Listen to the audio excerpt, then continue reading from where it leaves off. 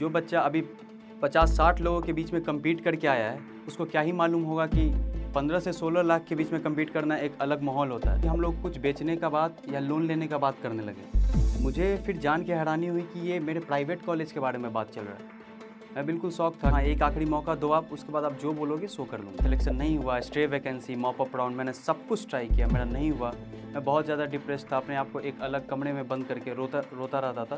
But मैं नहीं चाहता हूँ कि जो मेरे साथ हुआ, मेरे 2 साल बर्बाद हो गए, वो किसी और के साथ हो।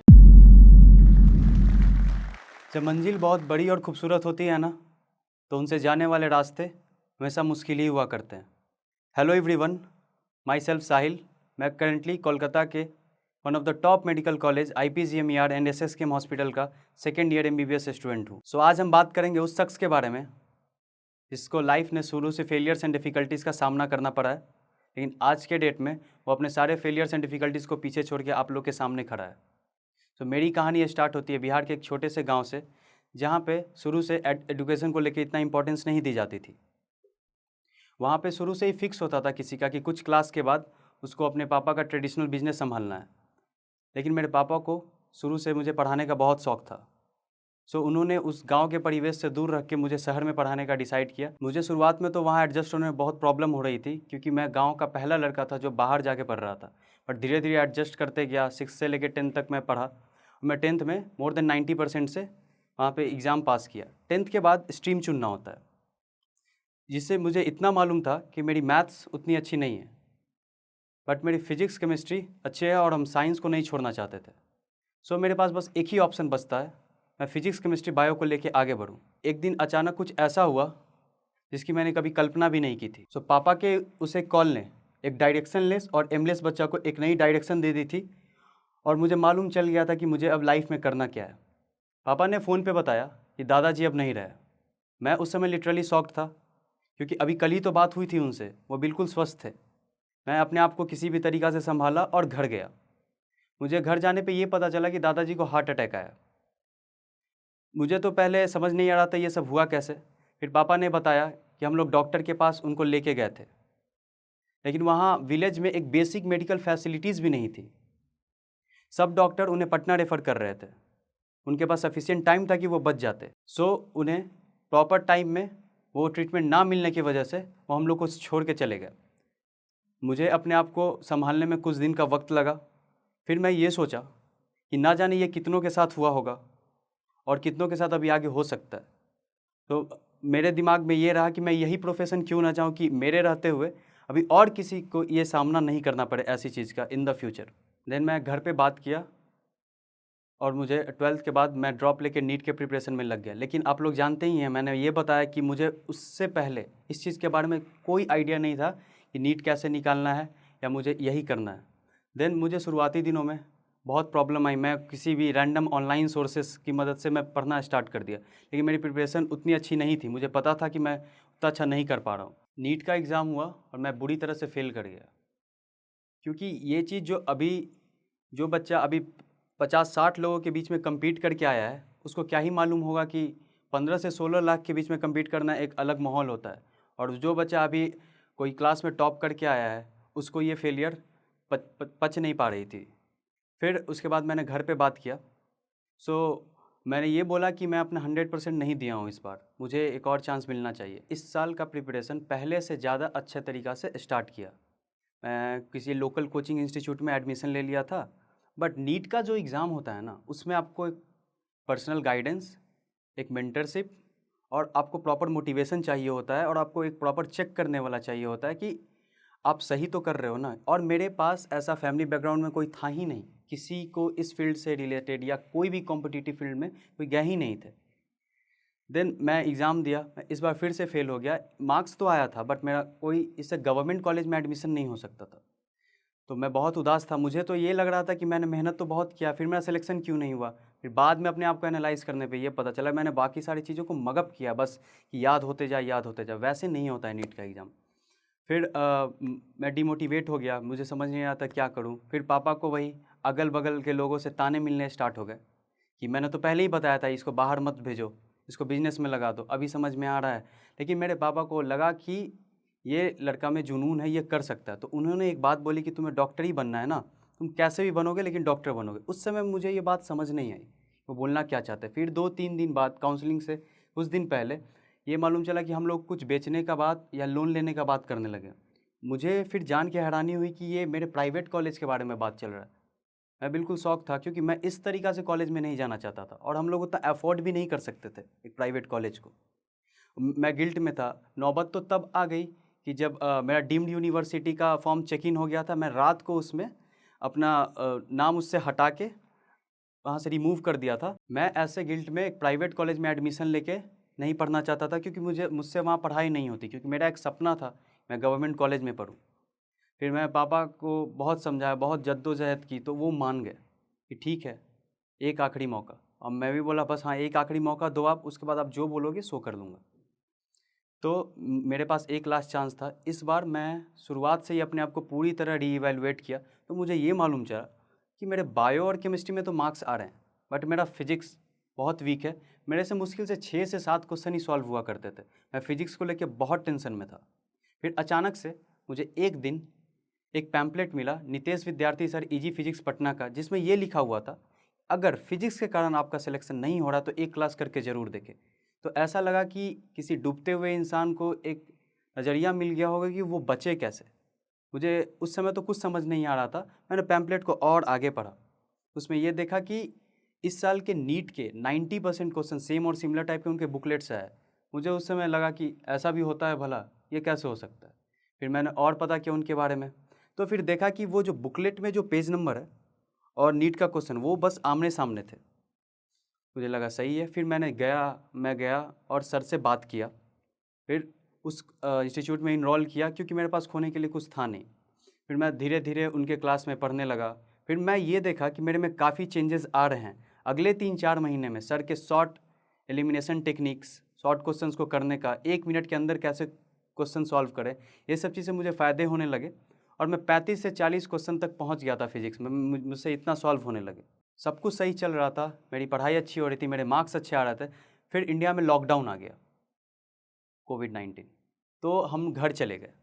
हम जैसे ही घर गए वहाँ पे मेरा कंसंट्रेशन, फोकस सब कुछ बिगड़ गया।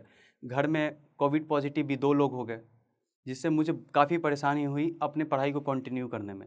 बीच बीच में नीट पोस्टपोनमेंट के न्यूज़ से मुझे बहुत प्रॉब्लम हो रही थी, क्योंकि मुझे लग रहा था कि मेरा नीट का प्रिपरेशन बहुत अच्छा है और जल्दी से जल्दी एग्ज़ाम हो जाए, मैं सिलेक्शन लेना चाहता हूँ। सो लॉकडाउन में हम घर पे भी सर के ऑनलाइन सोर्सेज से कनेक्टेड रहते थे, जिससे मुझे हेल्प हुआ करती थी। फिर आया नीट का एग्ज़ाम डेट 13 सितंबर। मैंने एग्ज़ाम दिया। मुझे जहाँ तक लग रहा था मेरा पेपर ऐसा गया है कि मेरा सिलेक्शन हो जाएगा, बट ऐसा हुआ नहीं। बिहार में कट ऑफ कुछ ज़्यादा जाता है। वहाँ मेरे मार्क्स आए थे 586। मेरा सिलेक्शन कोई गवर्नमेंट एमबीबीएस कॉलेज में 11 मार्क्स से छूट गया। मैं बहुत उदास हुआ था उस टाइम। मुझे समझ नहीं आ रहा था अब हम घर वालों को किस तरीक़ा से अपना चेहरा दिखाएंगे, अब हम क्या बोलेंगे, क्योंकि मैं तो ये लास्ट अटेम्प्ट मांगा था ना, इसके बाद तो मेरे पास कुछ चांस नहीं बचता था। सो मेरे रिजल्ट के बाद जब मेरा सिलेक्शन नहीं हुआ, stay vacancy, mop up round, मैंने सब कुछ ट्राई किया, मेरा नहीं हुआ। मैं बहुत ज़्यादा डिप्रेस था, अपने आप को एक अलग कमरे में बंद करके रोता रहता था। लेकिन इस बार कुछ ऐसा हुआ जिसकी मुझे उम्मीद नहीं थी। पापा मम्मी ने खुद आके मुझे ये बोला कि तुम्हारा कुछ नंबर से नहीं हुआ, बस 11 नंबर से, क्यों ना तुम एक बार और ट्राई करो, देखो कुछ भी हो सकता है। तो मुझे उनकी उम्मीदों ने मुझे उस समय भावुक कर दिया पूरी तरह कि ये लोग अभी भी हार मानने को तैयार नहीं है, तो मैं क्यों ना लगूँ। सो इस बार अभी तक के सालों भर की मेहनत को एक जगह उतारने का मौका था मुझे ये पता था कि मुझसे गलती कहाँ हो रही है। तो इस बार मेरे लिए नीट का अटेम्प्ट ईजी लग रहा था कि हम इस बार बहुत अच्छा कॉलेज में जा सकते हैं। तो धीरे धीरे मैं आगे बढ़ा। मेरे शुरुआत से ही हम बहुत कॉन्फिडेंट थे, मेरे मार्क्स अच्छे आ रहे थे। फिर सर से भी ऑनलाइन लेक्चर्स के थ्रू हम हमेशा कनेक्टेड रहते थे। सर एक पर्सनल गाइड की तरह मुझे हेल्प करते थे, मोटिवेट भी करते रहते थे बीच बीच में कि कुछ मार्क्स से रह गए हो, इस बार लास्ट अटेम्प्ट है, सब कुछ लगा दो। ठीक है, मेरा सब कुछ अच्छा जा रहा था। लास्ट के कुछ मंथ्स में मेरा स्कोर 686-90 क्रॉस करने लगा था। तो जहाँ तक मुझे ये लग गया था कि मैं इस बार तो इंडिया के टॉप मेडिकल कॉलेज में जाके ही रहूँगा। कई बार क्या होता है ना कि जीवन की सबसे कठिन परीक्षा आपका भाग्य लेता है। आप तो अपना मेहनत करके साइड से सब कुछ को जीत लेते हो, लेकिन भाग्य से जीतना ज़्यादा कठिन होता है। तो बात हो रही है नीट की एग्ज़ाम डेट की 2021। मेरा एग्ज़ाम सेंटर शहर से काफ़ी दूर एक गांव के सरकारी स्कूल में पड़ा था।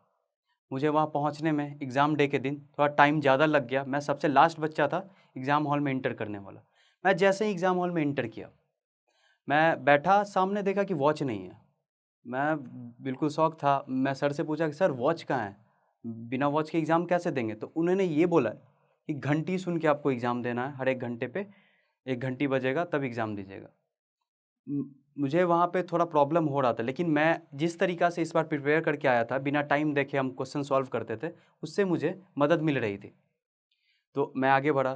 फिर बीच में ये मालूम चला मुझे कि 2 इन्विजिलेटर को ये तक नहीं पता है कि नीट का एग्ज़ाम होता क्या है।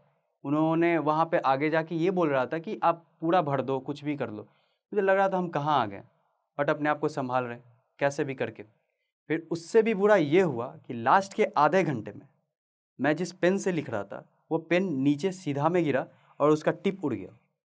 और टिप उड़ गया, मैं पूरी तरह पैनिक कर गया कि अब मेरे पास टाइम भी नहीं बचा है, मैं क्या करूँ? मैं सर से बोला कि सर मुझे पेन चाहिए। वो बोल रहे हैं कि थोड़ा देर रुको, थोड़ा देर रुको। उस सब चीज़ के प्रोसेस में मेरा 5 से 7 मिनट निकाल दिए। मैं बहुत पैनिक था क्योंकि मुझसे क्वेश्चन बन रहा था, लेकिन मैं टिक नहीं कर पा रहा था क्योंकि मेरे पास पेन नहीं था। इन सब के चक्कर में मेरा 15 से 20 मिनट बर्बाद चला गया। लेकिन मैं सबसे लास्ट में फिजिक्स अटेम्प्ट करता हूँ, तो उस समय मुझे बहुत सारे क्वेश्चन सर के बुकलेट से दिख रहे थे, जो मुझे बहुत कम समय में सॉल्व हो गए। सो उससे फिर कॉन्फिडेंस आया। मैं OMR बबल किया, मैंने पेपर सबमिट की। उसके बाद मैं बाहर आया तो मुझे ये मालूम चला बाकी सब सब्जेक्ट्स के 6 से 7 क्वेश्चन अनअटेम्प्टेड रह गए हैं, और मुझे उसमें कम से कम 5 से 6 क्वेश्चन आते थे। मुझे वहाँ पे बहुत बुरा लगा क्योंकि मेरा प्रिपरेशन इतना अच्छा था, अगर ये सब नहीं होता तो मेरे मार्क्स और अच्छे आ सकते थे। बट मुझे कॉन्फिडेंस था कि जितना मैं बनाया हूँ उतना मैं सही ही होगा। फिर नीट का रिजल्ट आया, मेरा स्कोर 645 आया। मैं बिल्कुल सेटिस्फाइड नहीं था क्योंकि मैं बहुत क्या एक्सपेक्ट किया था, मुझे बहुत बुरा लग रहा था। लेकिन मेरे पापा मम्मी को उतने सालों के बाद वो खुश होते देख के मैं अपने गम को साइड रख के इसको आगे बढ़ाने का कोशिश किया कि उन्होंने मेरे लिए इतना सेक्रीफाइस किया है। अभी मैं अपना ये रोंदू सा चेहरा ले जाके कि मुझे और आ सकता था, मेरे कम मार्क्स है, इसे मैं परेशान नहीं करूँगा। फिर ऐसे ही सब कुछ ठीक हुआ, हम लोग सेलिब्रेट किए। मैं एक बात बताना चाहूँगा कि आपका मेन सक्सेस वो होता है ना, कि ये नीट में गवर्नमेंट कॉलेज मिलना मेन सक्सेस नहीं होता।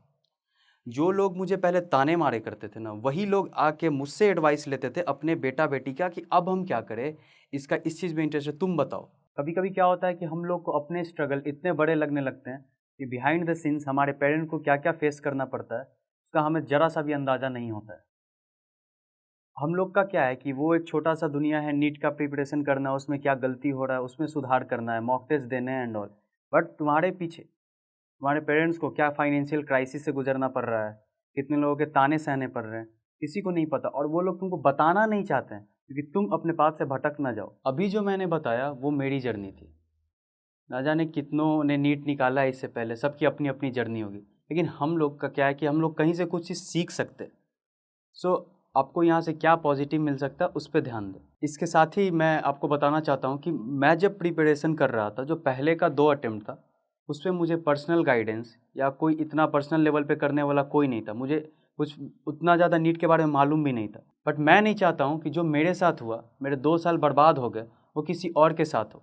सो मुझसे जितना भी हेल्प बन पाएगा मैं आप लोग को करूँगा, चाहे वो सोशल मीडिया के माध्यम से, चाहे यूट्यूब चैनल के माध्यम से। लास्ट बट नॉट लिस्ट, मैं जो स्टॉक्स नीट को धन्यवाद कहना चाहूँगा, क्योंकि मैंने कभी नहीं सोचा था कि मैं यहाँ इस मंच पे आके अपनी बातें रख पाऊँगा, क्योंकि मैं बहुत लोगों का वीडियोस देखता था जो मुझे काफ़ी मोटिवेट करते थे। तो मुझे आज यहाँ पे आके बहुत अच्छा लग रहा है। थैंक यू जो स्टॉक्स।